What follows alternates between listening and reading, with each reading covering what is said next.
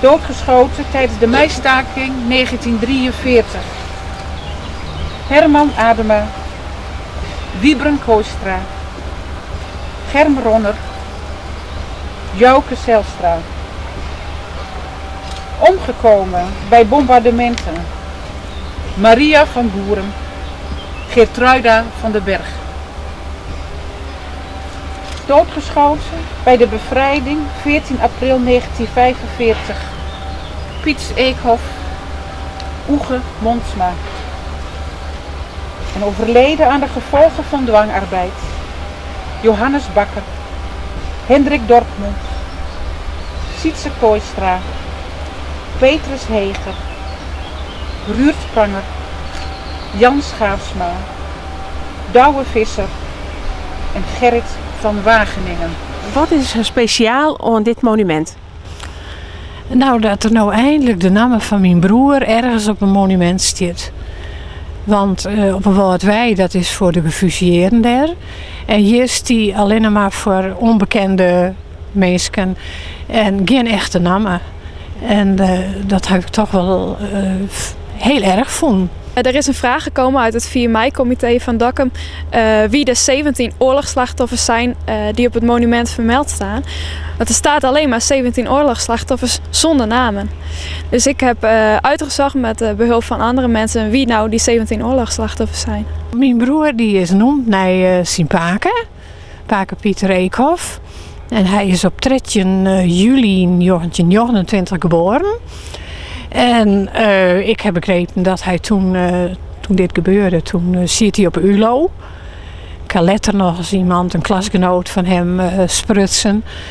Die vertelde dat mij en die zei nou het was een hele rustige, lieve jongen. Ik heb heel veel mensen gevraagd of zij er nog wat van wisten.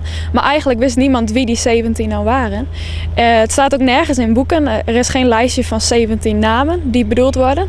Dus ik ben naar het streekarchief gegaan in Dokkum. Daar heb ik een aantal brieven gelezen van de ontwerper van het monument naar het oorlogscommissie van Dokkum. En daar heb ik een aantal aanwijzingen gevonden waarbij ik weer verder kon gaan met zoeken. Hij is beroept als schild op een auto, omdat die landwachters die woonden de stad uit en hun maten op de Bronlaan die werden gevangen genomen. Die zitten daar in de kazerne. En vanuit richting Holwert kwamen de Canadezen, dus ze woonden daarheen en dan moesten ze naar de Woudpoorten.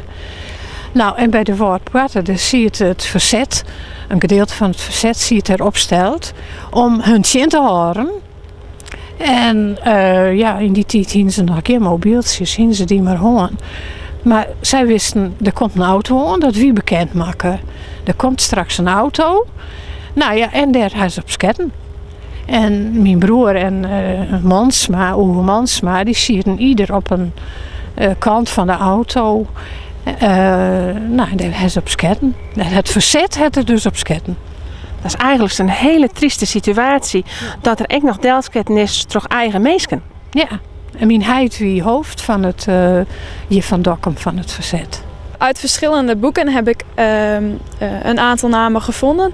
Uit het boek van Jack Kooistra, Laatste Saluut, daar staan allemaal oorlogsslachtoffers van heel Friesland staan erin.